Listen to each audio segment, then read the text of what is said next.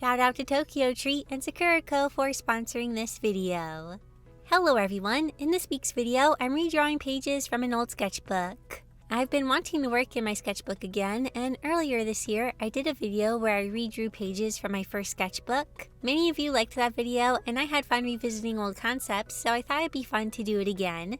Except this time we'll be redrawing pages from my second sketchbook.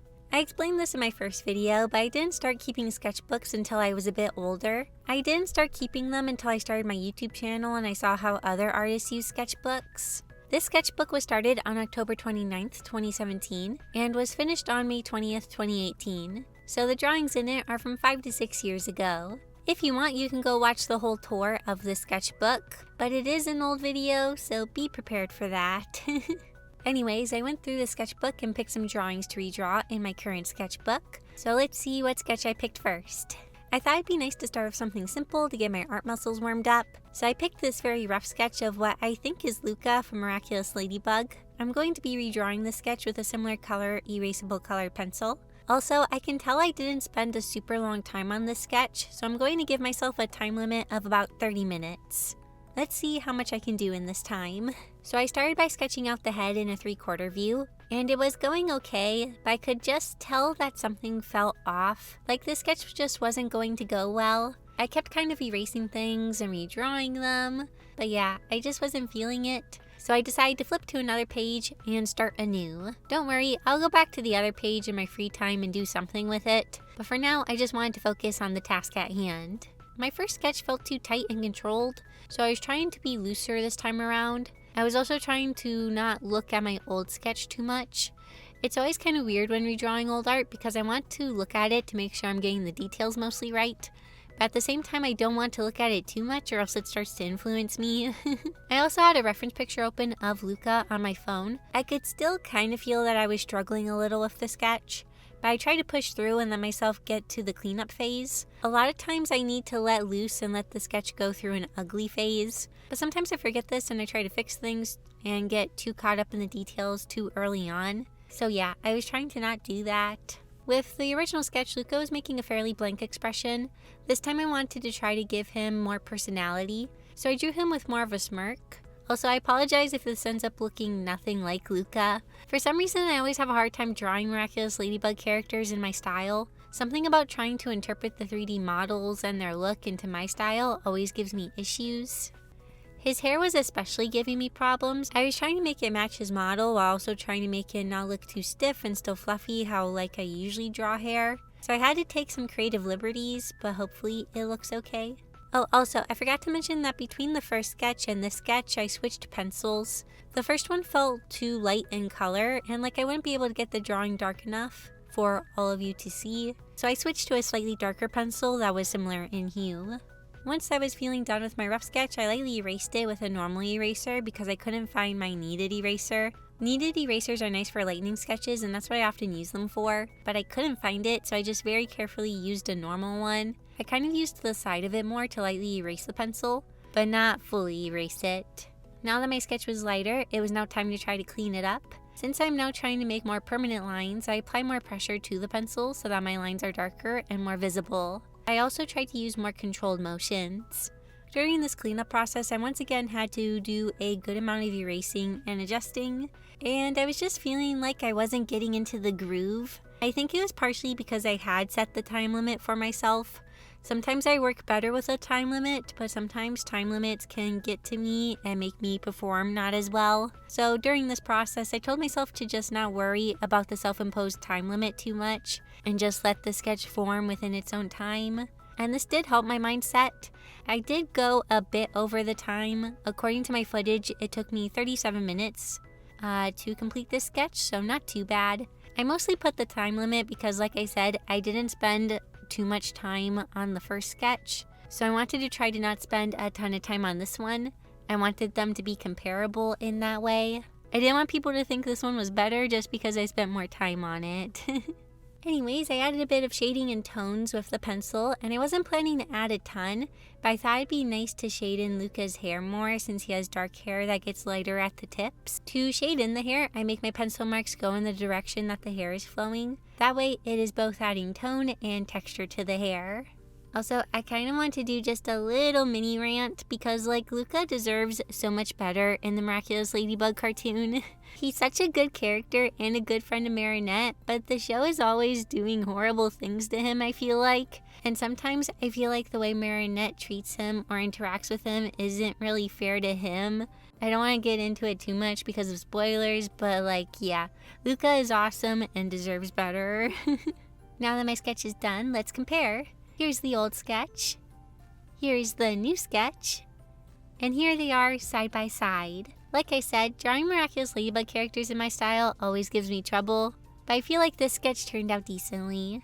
It was nice getting to do a simple sketch with just a color pencil and not needing to worry about different supplies. Before we move on to the next drawing, I want to thank Tokyo Treat and Sakura for sponsoring this video. Tokyo Treat and Sakura want to share Japanese culture and invite everyone to experience Japan from the comfort of their own homes through their snack boxes. Tokyo Treat and Sakura are both monthly Japanese snack subscription boxes, but both offer different experiences. First we have Tokyo Treat with the theme of Mount Fuji Snack Venture. The enchanting fall season is upon us. What better way to savor this perfect season than amidst the majestic mountains? This month, Tokyo Treat invites you on a trip to Mount Fuji with exclusive snacks inspired by it, like Mount Fuji green tea cake, Mount Fuji sandwich cookie, sweet potato sable cookie, and wasabi potato chip. You can learn more about all the snacks you receive, as well as allergen information in this really handy booklet. The booklet also contains a wealth of information about Japanese culture. Two of my personal favorite snacks from this box are the Norishio Dragon Twist and Peach Kit Kat. These are one of the 3 types of chips you can get, and these twisted potato snacks are fun to crunch and are packed with boatloads of seaweed flavor.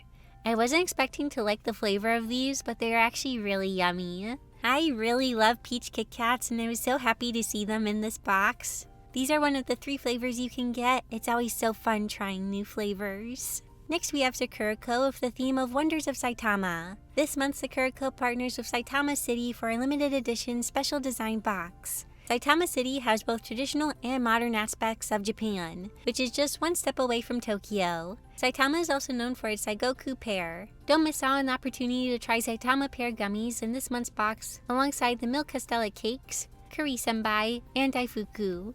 All pair excellently with the Chai Pon Sayama tea from Saitama. And this month's tableware item is Wasaka crane chopsticks. Beautifully crafted lacquered chopsticks with a crane design symbolizing longevity and good fortune. Two of my personal favorite snacks from this box are the previous mentioned Saitama pear gummies and Milk Castella cakes. Indulge in these refreshing gummies infused with the sweet juice of Saitama pears. These gummies smell and taste just like pears. They are so good. These miniature Milk Castella cakes have a delicate charm. Crafted with Hokkaido milk, these treats offer a pleasant sweetness and fluffy texture. You can use my code DRAWMANGA to get $5 off your first box. These boxes make a perfect gift for loved ones or as a special treat for yourself. Thank you so much again to Tokyo Treat and Sakura for sponsoring this video, and let's get back to drawing. The next drawing I wanted to redraw was this one I did of Keith from Voltron. I thought this one would be fun to redraw because I did a lot of it with red paint marker, and I really like the bold color. Plus, I just recently got some new paint markers that I can use for this. This drawing is also going to be fairly simple since it's just a headshot in front view. Something I was wondering as I was working on this drawing is if I was drawing Keith from memory in the first drawing, because for this one I pulled up a reference and I noticed that a lot of the details in the first drawing are pretty off. Like, it's close and it kinda does look like Keith, but it also doesn't really at the same time. So for this drawing, I'm going to be trying to make it look more like Keith, and I pulled up some reference pictures of him. I'm also going to have him wear his actual outfit instead of just a basic t-shirt. I do apologize that the art in this video is more simple, and there are kind of 2 reasons for that. The first reason is that a lot of the art in the sketchbook is just more simple. I drew a lot of headshots and didn't draw much for more finished looking full body drawings or poses. There's a few here and there, but not many. The second reason is that I needed the art for this video to be more simple and quicker to make. I have a big project I've been working on for a company and the deadline is approaching, so I'm trying to dedicate more time to that and I'm hoping to get it finished in time. Because I'm needing to dedicate more time to that project, I needed this week's video to be a little bit more simple. So yeah, these first 2 drawings are pretty simple, but the last piece will be a little bit more complicated and will be fully colored. Oh, also kind of random, but I got a sewing machine recently and I'm trying to learn how to use it. I have been busy, so I've only gotten to use it for like an hour or two. It's always been something I've wanted to learn to do since I was a kid, but using a sewing machine always seemed intimidating. But I thought I'd give it a try since my mother-in-law knows how to sew really well and I can ask her questions. I questioned her about different machines and which one I should go with, and she was able to give me some really helpful advice for picking a machine. So yeah, I'm currently trying to make a patchwork tote bag. My first project was a pillowcase with a zipper, but I messed that up and it was beyond repair. So I'm trying something a bit more simple, and so far it's going well. It's definitely kind of janky, but you know, I'm making progress. Once I start to get better at using a sewing machine, I hope to maybe try making plushies. That's the main reason I want to sew, to make my own plushies. Now that my sketch is in place, I'm going to go in with a paint marker. This marker is a part of a paint marker set that I used for the first time in this video.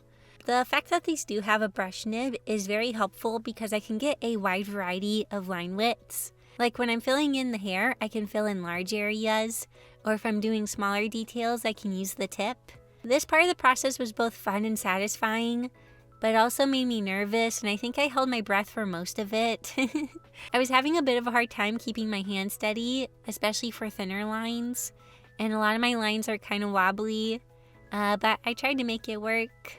Oh, also, did I tell all of you about my new lights, or did I only talk about that in the Patreon podcast? Whenever I start doing the podcast on Patreon, I always forget what I tell all of my patrons and what I tell all of you.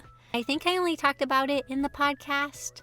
Anyways, I got new lights because my huge umbrella lights I used to use basically broke. I've had them for many years, so it's not too much of a surprise I would need to replace them by now. And for the replacement, I found these smaller desk lights. They are made for streaming and stuff, but they work pretty well for lighting in my videos. Plus, it's so nice just being able to have them sitting on my desk. I can just turn them on and start filming. Unlike my umbrella lights, I had to set them up and assemble them every time I wanted to record. So yeah, I really like these new lights and I wish I would have found them years ago. They aren't as bright as my old setup, but they definitely get the job done. I feel like I said this the last time I was drawing a Voltron character. I think I was drawing Lance for this video, but I really want to rewatch Voltron again sometime. I really loved all the characters. Keith was always such a mood. He's kind of your basic edgy emo boy, but he's still great. This paper is thinner than the paper in my other sketchbook, so it did start to buckle in some areas, especially around the hair, but thankfully it wasn't too bad. This sketch is also kind of smaller, as you probably noticed, so I'm not able to draw in as much of the shoulders. I technically could have drawn him smaller so that the shoulders could fit, but I feel like it'd be better to draw the picture larger and kind of similar in size to the other one and just have the shoulders be not fully visible.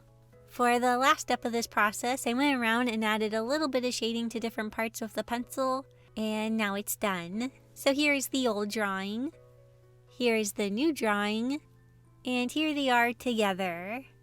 It is interesting to see the difference between the two and their facial features. I do feel like this one looks a lot more like Keith, so that's good. For this last drawing, I picked this one. I picked it because it shows more of the body, plus it is fully colored. And I remembered that I colored this picture using some form of chalk pastels. I don't use pastels very often, so I thought it might be a fun challenge to try to use them.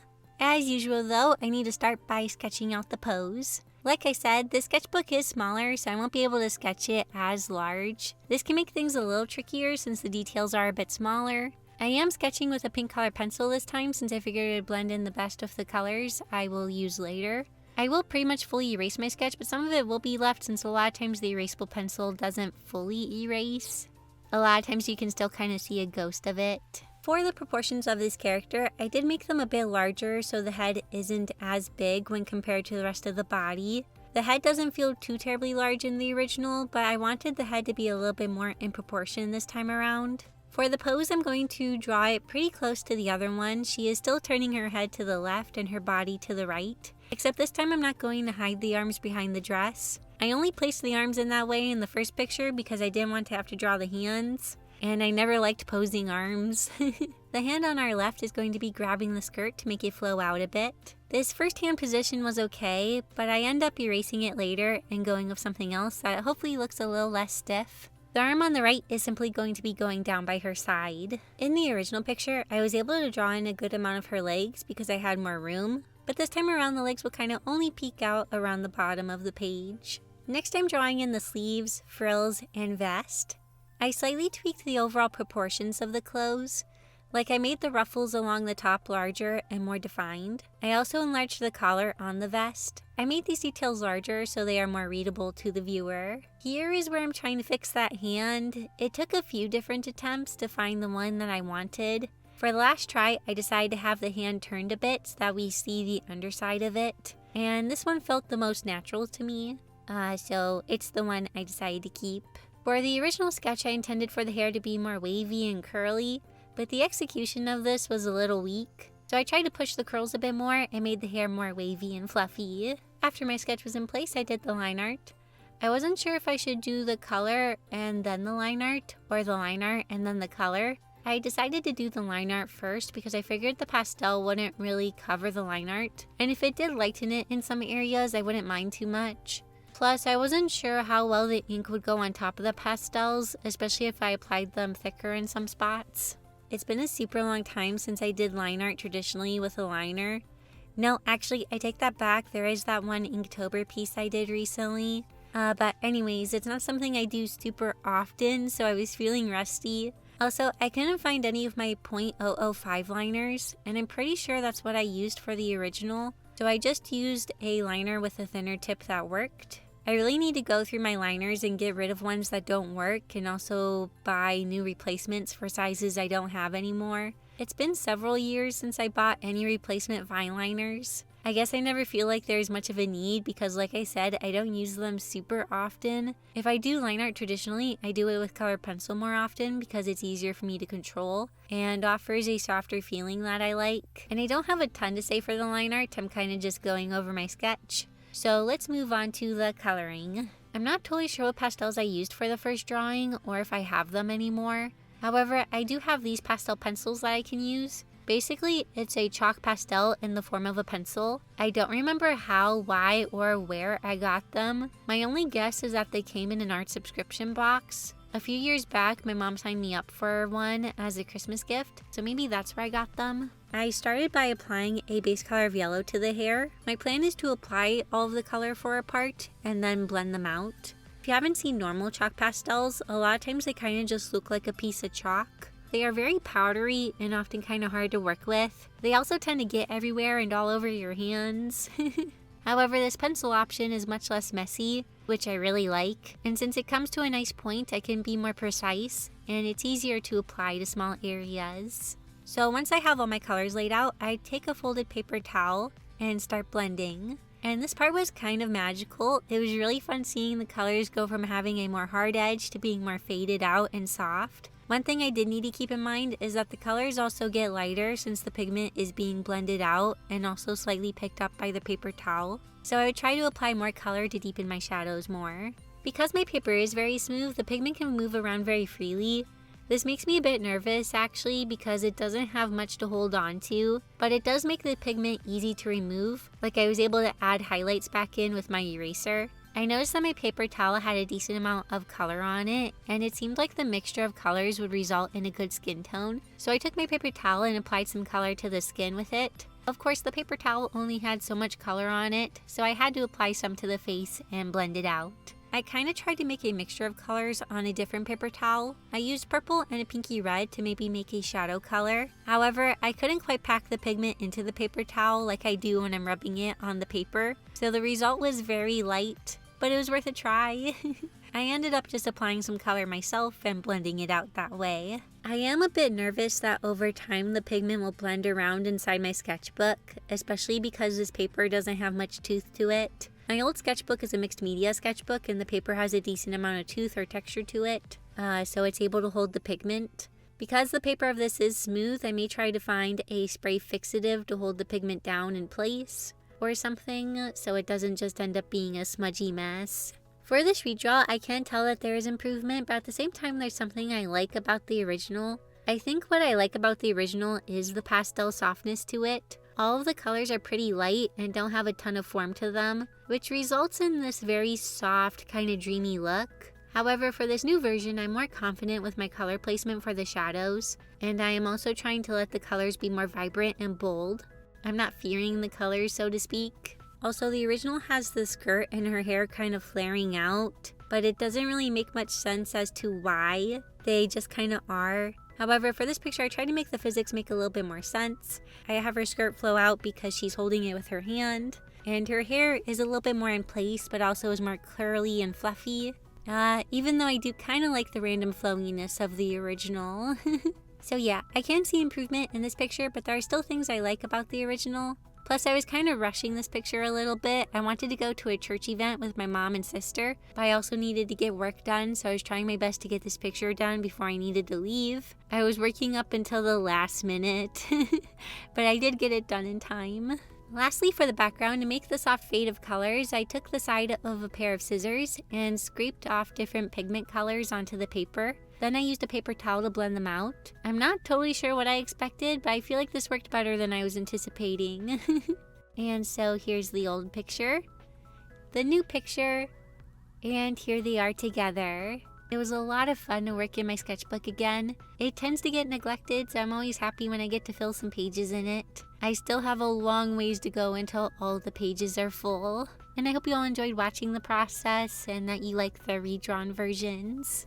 Before we end, I want to say a super big, huge thank you to my super awesome YouTube members and Patreon patrons. Thank you so much for your support. It means so much to me. And thank you for watching this video. I hope you enjoyed it, and I'll see you all next week in my next video. Bye!